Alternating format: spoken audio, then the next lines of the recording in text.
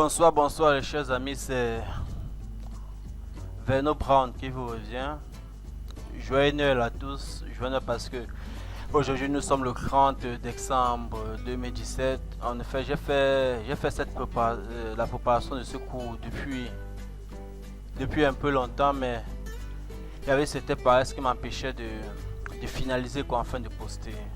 C'est Verno Brown Bania, comme les mêmes récitations, étudiant en sécurité informatique ainsi qu'un site développeur Windows, PHP et ma chaîne YouTube. Vous l'avez déjà. Nous avons vu dans la vidéo précédente les bases de la création des règles Snort qui est déjà vu.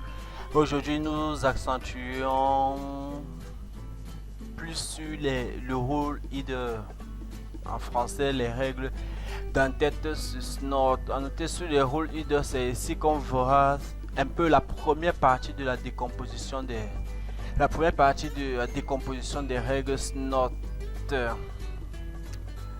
Bon, comme je viens de le dire tout au long de cette vidéo, il sera essentiellement question du rôle leader et nous parlerons de cela d'une façon très détaillée. Les composantes, je pourrais vous en citer quelques-unes. Nous avons par exemple les adresses IP, le protocole, le role option, etc. Toujours en guise de rappel, nous avons vu dans l'introduction que le role header est constitué du role action, de l'adresse, du port de destination, du protocole et du port source et de destination. Pardon. D'abord, c'était l'adresse IP. Aussi, le role header contient l'information qui définit le qui. Quand vous avez vu, sur les règles, sur la base de la création des règles Snort, quand nous avons mis une première règle, un exemple de règle, nous avons mis par exemple NALET, TCP, ENI, l'opérateur unidirection. Le TCP représente le qui. Qui est-ce qu'on doit, quel protocole utilise, c'est un peu ça quoi. Et le où maintenant faire référence ici à l'adresse IP. Où est la provenance? Où est-ce que la source, où est-ce que le paquet qu'on reçoit, où est la source du paquet qu'on reçoit et où est la destination? Et le quoi fait allusion au contenu. Mais le role leader contient aussi les événements. Nous avons par exemple quelques-uns des événements. Nous avons alert, nous avons log, nous avons group, nous avons sgroup. Que ce thème ne vous effraie pas, nous verrons cela plus en détail. La première déclaration dans le rôle, dans les règles Snort, est le rôle action. Oui, ici là, attendez qu'il prenne le souligne. Ouais, ici là, c'est ce qu'on appelle le rôle action. Quand on voit le mot que je viens de souligner, on a parlé de l'événement qui était caractéristique, qui était contenu dans le rôle leader. Cet événement, c'est alert. Et alert ici se fait référence lorsqu'on parle du role header au role action. Le role action ici c'est à quoi? Le role action dit à Snort quoi faire quand il trouve un paquet correspondant aux critères définis dans les règles. Il existe les actions par défaut dans Snort. On peut dire action, on peut dire événement. Les actions par défaut, on peut dire il y a alert, il y a log, pass. Bon, ici il y a alert, il y a log, il y a pass, il y a activate et il y a dynamique. Aussi, lorsque vous serez amené à démarrer Snort en ligne, bon, ça va être connecté sur internet, il y aura d'autres options qui vont s'ajouter, notamment group, rejet et sgroup. Comme je vous ai dit il y a un instant, ne vous focalisez pas trop sur ces thèmes. Sachez tout simplement qu'on verra de façon détaillée dans la prochaine diapositive. On parlera de façon détaillée de chacun de ces événements, chacun de ces actions. comme promis, l'événement alerte. L'événement alerte est chargé de générer une alerte en utilisant une méthode d'alerte sélectionnée et par la suite enregistrer le paquet. Lorsqu'on verra un exemple de règle SNOT, vous voyez, lorsqu'on écrira, commencera une règle SNOT avec l'événement alerte, vous saurez qu'il est chargé de générer une alerte en utilisant une méthode d'alerte sélectionnée, mais aussi d'enregistrer les paquets. Le deuxième événement, ou la deuxième action qu'on verra est lock. Concrètement au rule action alert ou concrètement à l'événement alert, lui il est chargé uniquement d'enregistrer le paquet. Le troisième événement c'est pass. Lui il passe, comme indiqué, il laisse passer les paquets. Bon, il ignore le paquet. L'événement suivant est l'événement activate. Quand au rule action activé, il permet d'activer une alerte, mais aussi de mettre en marche une autre alerte dynamique. Bon, de mettre en marche un autre dynamique, un autre événement dynamique qui est le prochain point. Dynamique, quant à lui, il demeure au repos jusqu'à ce qu'il soit activé, par activate. C'est pas ce que vous comprenez. Quand on a dit que activate, lui il activait le prochain événement. Mais dynamique, lui il est au repos, il attend l'activation d'activate. On a dit lorsque c'est en ligne, lorsque on lance notre en ligne, bon, connecté sur internet, il y a les options additionnelles. Parmi ces options, on a parlé de group. Group ici, il permet de bloquer et d'enregistrer le paquet par la suite. Aussi, nous avons parlé de rejet. En plus l'événement rejet, en plus d'utiliser les fonctionnalités du rule action group, il permet aussi d'envoyer un reset TCP. Si le protocole, bien sûr, est TCP ou un message ICP port reachable pour les ports non disponibles lorsqu'on effectue un scan ICMP sur le protocole est UDP. L'événement suivant que nous verrons est l'événement sgroup. Sgroup, contrairement à l'événement group, lui il bloque l'événement group qui bloque et puis enregistre le paquet. Sgroup bloque uniquement le paquet. Sgroup bloque uniquement le paquet. Aussi, il est possible d'écrire nos propres types de règles et les associer avec un ou plusieurs plugins de sortie. Parlant de plugins, on les verra dans les prochaines vidéos. Ceci est la fin sur le rule action ou sur les différents événements du rule action. Bon, la fin de cette partie. Le prochain slide sera essentiellement concentré sur les protocoles. Ici, SNOT, quant au fonctionnement de SNOT, il utilise certains protocoles bien définis.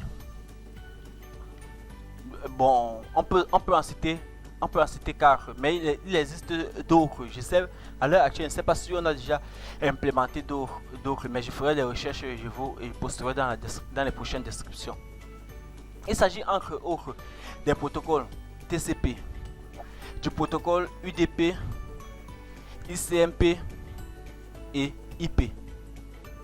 Toutefois, comme je vous ai dit qu'il existe d'autres protocoles, j'aimerais parler d'autres protocoles comme ARP, IG, RP, GRE, OSPF, RIP, IPX, etc.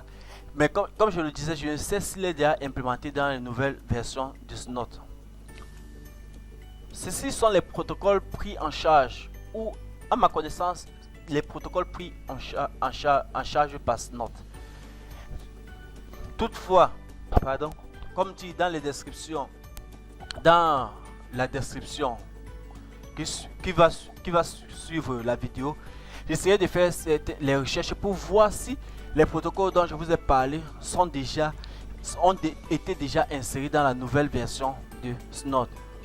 Passons maintenant au prochain rule header qui est l'adresse IP.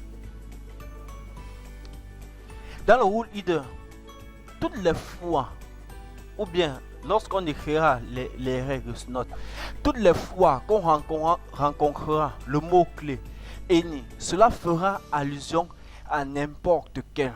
Puisque ici nous sommes dans le rôle ID, d'un rôle ID spécifique, c'est-à-dire rôle ID adresse IP, elle fait allusion à n'importe quelle adresse IP.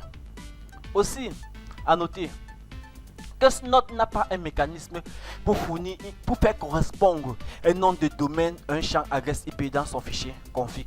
Alors, les adresses IP se constituent souvent d'adresses IP dynamiques directes, aussi d'un bloc CDIR. Nous voyons par suite un exemple de CDIR.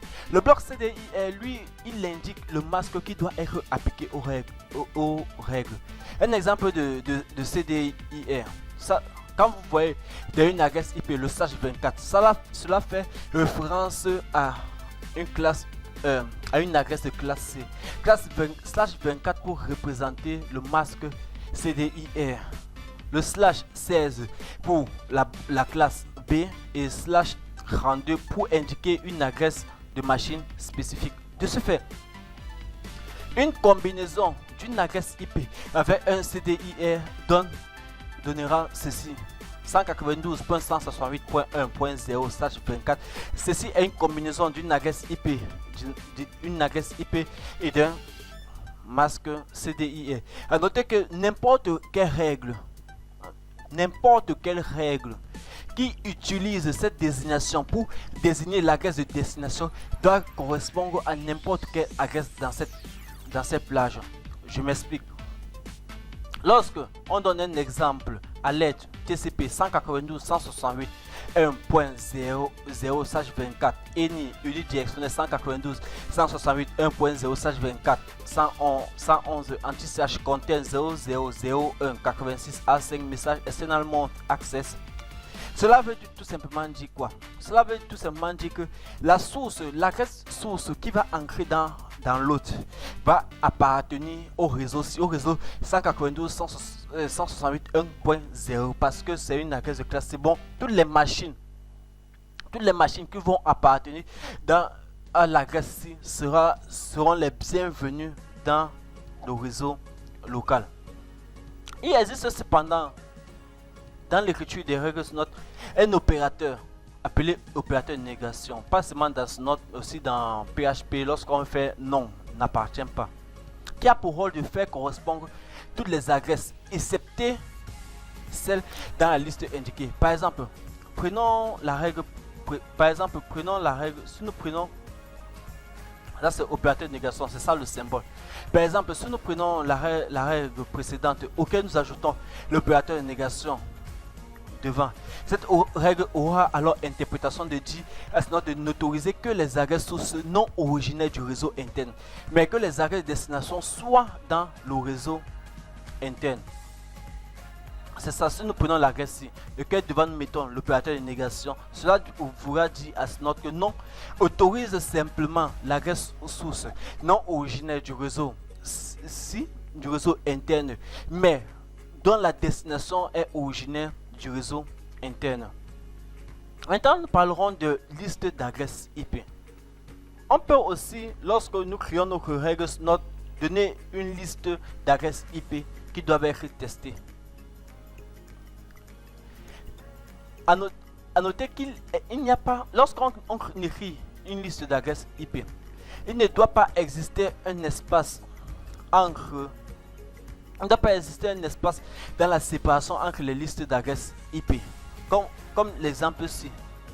Vous voyez, il n'y a pas d'espace entre la virgule et la prochaine adresse IP. Il n'y a pas d'espace entre les adresses IP. Cela se fait uniquement par la virgule dans les prochaines. En résumé, pour ce qui est du rôle ID adresse IP, on a dit qu'une adresse IP peut s'écrire avec la combinaison de CDIR, et d'adresse IP. On a parlé aussi que la négation indique aucune appartenance aux adresses listées. Et enfin, on a dit qu'une liste d'adresses ne contient pas une liste d'adresse IP s'écrit avec les virgules mais sans espace dans les crochets. Ceci est la fin sur la partie consacrée sur le root header des adresses IP. Nous parlerons maintenant dans le prochain slide des ports, les ports sources et ports de destination. Les numéros de port peuvent être spécifiés de plusieurs façons, y compris les ports avec le mot-clé ENI, qui est un mot qui ne vous surprend plus, quoi. Avec le mot-clé ENI,